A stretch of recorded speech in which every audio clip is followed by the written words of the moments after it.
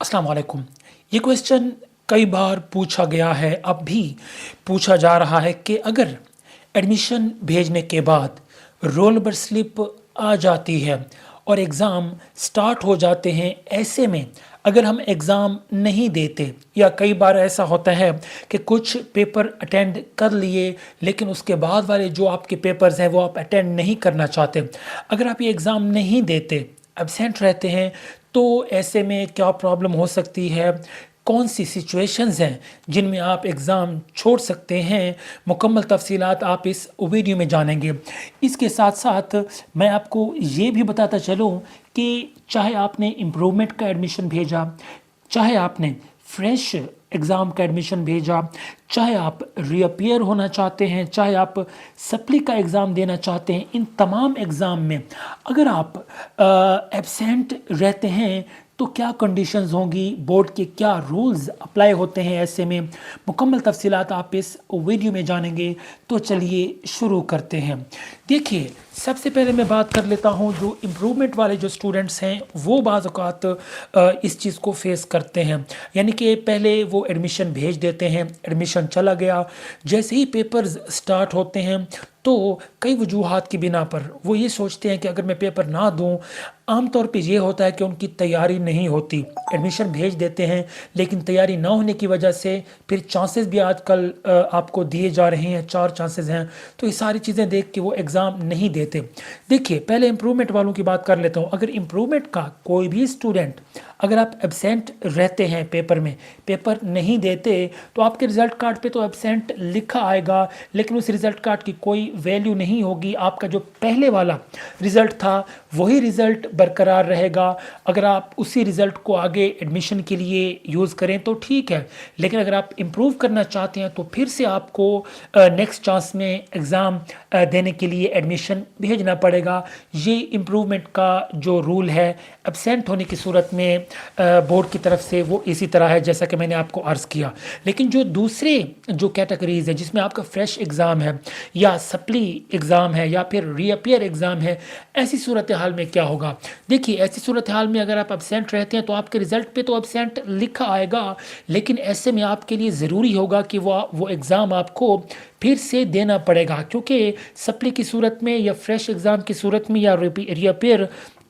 Exam की सूरत में आपको दोबारा से पेपर देना पड़ता है। देखिए, फ्रेश में तो आप वैसे ही पहली बार एग्ज़ाम दे रहे होते हैं, जबकि सप्ली और रीअपियर एग्ज़ाम ऐसे एग्ज़ाम हैं जब इनमें आप एग्ज़ाम अटेंड करते हैं तो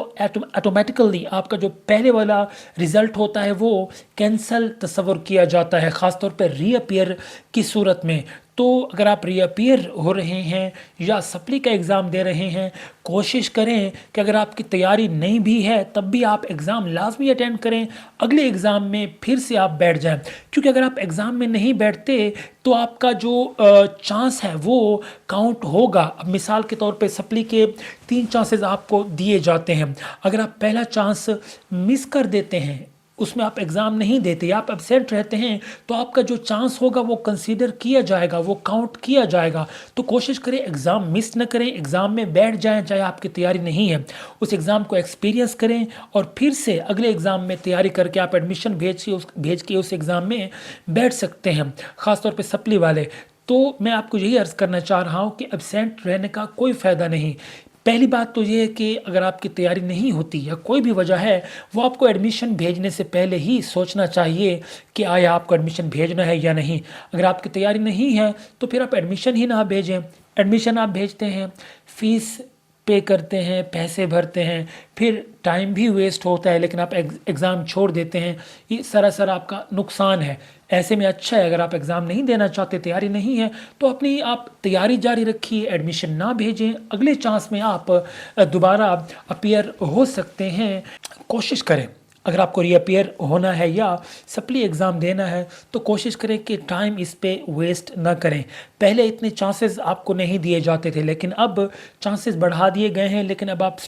काफ़ी स्टूडेंट्स वो भी थोड़े ढीले पड़ गए हैं, ये सोच कर के चांसेस तो हमारे पास हैं, अगले चांस में देख लेंगे। देखिए, प्लीज़ टाइम वेस्ट मत कीजिए, कोशिश करिए रात दिन एक करके, जो भी आपका चांस है पहले चांस में आप अपना जो भी एग्ज़ाम है उसे क्लियर करके आगे बढ़ जाइए, क्योंकि वक्त लम्हा लम्हा आपके हाथ से निकल रहा है, एज भी निकल रही है। इसके साथ साथ अगले साल जो मेरिट होता है वो पिछले साल से बढ़ जाता है, तो इसलिए आप जितना टाइम वेस्ट करेंगे आपके मार्क्स तो बढ़ जाएंगे, लेकिन मेरिट भी हर साल बढ़ रहा है, तो मार्क्स बढ़ने से कोई ज़्यादा फ़र्क नहीं पड़ता। कोशिश करें कि इस पे टाइम वेस्ट मत करें, अगली क्लास में आप प्रमोट हो जाएं, अगली क्लास में मेहनत करके इतनी मेहनत करें कि पिछली जो कमी है वो पूरी हो सके। उम्मीद है ये पॉइंट्स आपको क्लियर हो चुके होंगे। फिर भी अगर कोई और क्वेश्चन है या कोई कन्फ्यूजन है, नीचे कमेंट बॉक्स में आप पूछ सकते हैं। Thank you so much.